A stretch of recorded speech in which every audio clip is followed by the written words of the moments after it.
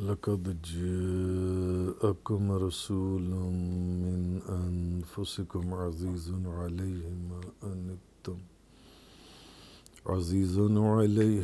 عنتم حريص عليكم بالمؤمنين رؤوف رحيم۔ آج سورہ توبہ کی آیت نمبر 128 کا بیان ہے۔ اور بے شک تمہارے پاس تم ہی میں سے ایک عظیم رسول آ گئے، تمہارا مشقت میں پڑنا ان پر بہت شاق ہے، تمہاری فلاح پر وہ بہت حریص ہیں، مومنوں پر بہت شفیق اور نہایت مہربان ہے۔ یعنی اس آیت کے اندر بتایا یہ جا رہا ہے، ایک تو یہ کہ یہ جو رسول ہیں یہ تمہاری ہی جنس سے ہیں، انسانوں میں سے ہیں، فرشتوں میں سے نہیں ہیں، انسانوں میں سے ہیں۔ اور اس رسول کو دنیا میں جو عزت اور شرف حاصل ہوگا، اس رسول کو جو بھی شانیں اور جو بھی مرتبہ حاصل ہوگا، ان کی وہ شان تمہارے لیے باعث فضیلت ہے۔ تمہارے لیے ان کی جو شان ہے، ان کی جو عزت ہے، ان کا جو شرف جو ان کو حاصل ہوگا، وہ تمہارے لیے باعث فضیلت ہے۔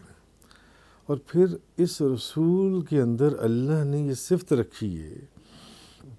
کہ جو چیز تمہارے لیے نقصان دہ ہو وہ ان پر بہت سخت دشوار ہوتی ہے۔ کہ تمہیں کوئی نقصان پہنچے تو ان کے لیے بہت دشوار ہے، یعنی انہیں اس کی تکلیف پریشانی ان کو ہوتی ہے۔ اور یہ رسول ایسے رسول ہیں کہ اس رسول کی تو یہ صفت ہے کہ ان کی خواہش یہ ہے کہ بھلے وہ دنیا کی کامیابیاں ہوں، بھلے وہ آخرت کی کامیابیاں ہوں، ساری کی ساری کامیابیاں میری امت کو مل جائیں، ساری کی ساری کامیابیاں آپ کو مل جائیں۔ اس رسول کی یہ صفت ہے۔ ایک تو یہ کہ جو چیز تمہیں تکلیف دے وہ ان کے اوپر بڑی مشکل ہے، اور دوسرا یہ کہ ان کی خواہش یہ کہ دنیا کی یا آخرت کی جو بھی کامیابی ہے وہ آپ کو مل جائے، وہ آپ کو حاصل ہو جائے۔ اب آگے جو فرمایا من انفسکم، کہ نبی کریم صلی اللہ علیہ وسلم آپ تمام انسانوں میں نفیس ترین اور افضل اور اشرف ہیں۔ تمام انسانوں کے اندر سب سے افضل، سب سے اشرف اور سب سے نفیس ترین ذات مبارکہ نبی کریم صلی اللہ علیہ وسلم تمام انسانوں کے اندر ہیں۔ ایک حدیث میں، ترمذی شریف کی حدیث ہے اور کتابوں میں بھی آئی، حضرت عباس بن عبد المطلب رضی اللہ تعالی عنہ بیان کرتے ہیں کہ نبی پاک صلی اللہ علیہ وسلم نے فرمایا، ساری مخلوق میں سب سے افضل، سب سے اشرف اور سب سے نفیس ہیں۔ تو اس حدیث میں کہ اللہ کے رسول نے فرمایا، جب اللہ نے مخلوق کو پیدا کیا تو مجھے سب سے بہترین مخلوق میں رکھا، اور پھر جب ان کو گروہوں میں تقسیم کیا تو مجھے سب سے بہترین گروہ میں رکھا۔ یعنی جب مخلوق کو پیدا کیا تو سب سے بہترین مخلوق میں رکھا، اور جب ان کو گروہوں میں تقسیم کیا، گروہوں کے اندر، تو مجھے بہترین گروہ میں رکھا، اور پھر جب قبیلے بنائے تو مجھے بہترین قبیلے میں رکھا، اور پھر جب جانیں پیدا کی تو مجھے بہترین جان میں رکھا، اور پھر جب گھر پیدا کیے تو اللہ نے مجھے بہترین گھر میں رکھا۔ تو نبی پاک صلی اللہ علیہ وسلم نے فرمایا، میرا گھر بھی سب سے بہتر ہے اور میری جان بھی سب سے بہتر ہے۔ یعنی میرا گھر بھی سب سے بہتر ہے اور میری جان بھی سب سے بہتر ہے، کیونکہ حضور نے فرمایا کہ اللہ نے جب مخلوق کو پیدا کیا تو مجھے بہترین مخلوق میں، جب گروہوں میں تقسیم کیا تو مجھے بہترین گروہ میں، جب قبیلے بنائے تو مجھے بہترین قبیلوں میں، جب جانیں پیدا کیں تو مجھے بہترین جان میں، اور جب گھر بنائے پیدا کیے تو مجھے بہترین گھر میں۔ بس میرا گھر بھی سب سے بہتر ہے اور میری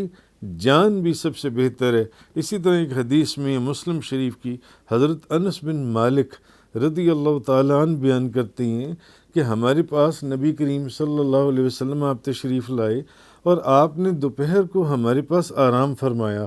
تو جب حضور ہمارے پاس آئے حضرت انس بن مالک کے گھر، آپ فرماتے ہیں تشریف لائے، آپ نے آرام فرمایا تو آپ کو پسینہ آ رہا تھا۔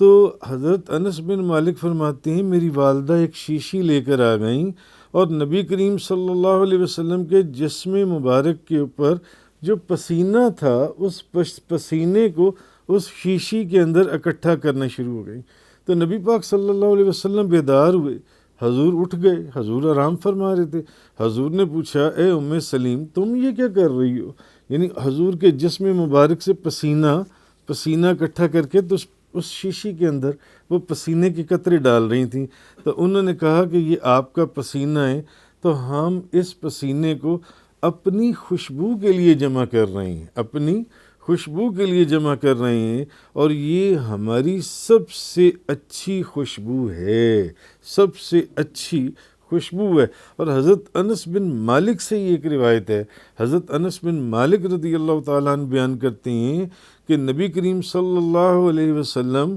کا رنگ جو تھا، رنگ مبارک وہ گندمی تھا، گندمی رنگ تھا، اور جیسی خوشبو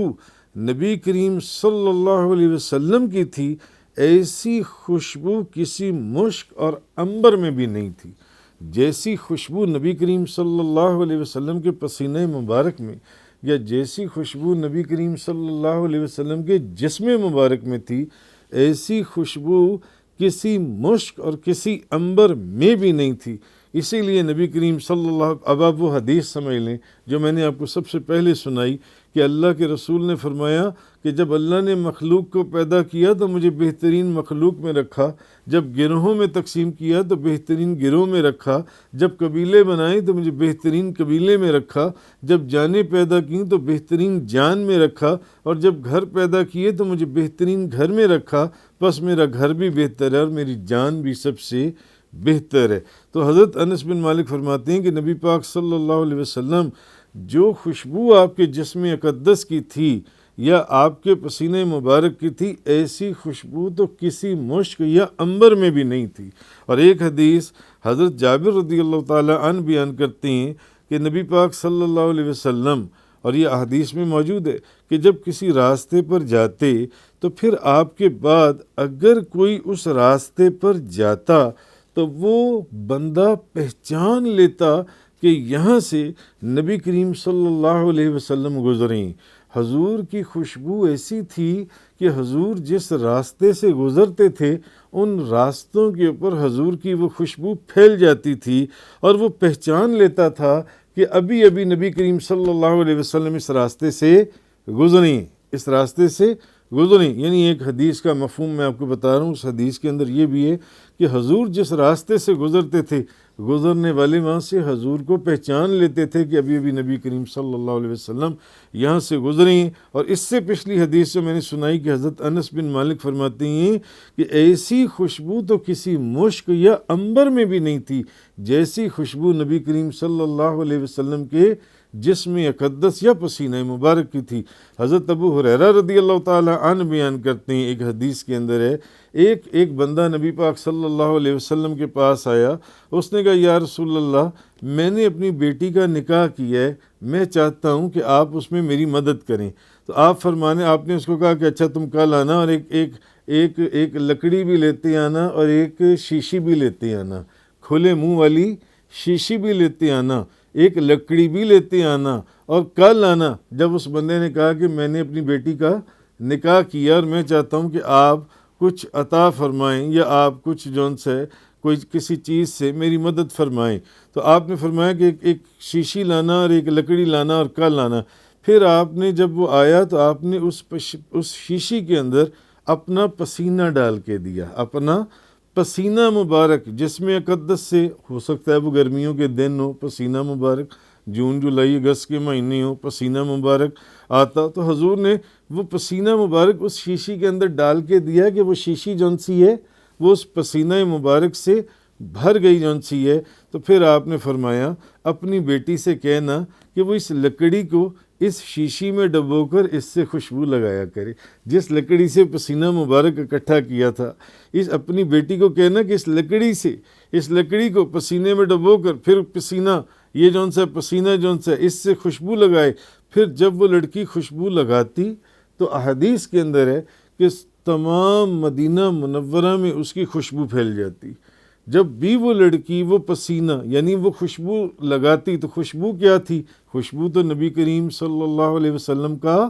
پسینہ مبارک تھا۔ جب بھی وہ خوشبو لگاتی تو اس کی خوشبو تمام مدینہ منورہ میں پھیل جاتی، یہاں تک کہ اس لڑکی کا جو مکان ہے، ان لوگوں کا جو مکان ہے، وہ خوشبو والوں کا گھر پڑ گیا تھا۔ یعنی لوگ ان کے گھر کو اس نام سے یاد کرتے تھے، خوشبو والوں کا گھر،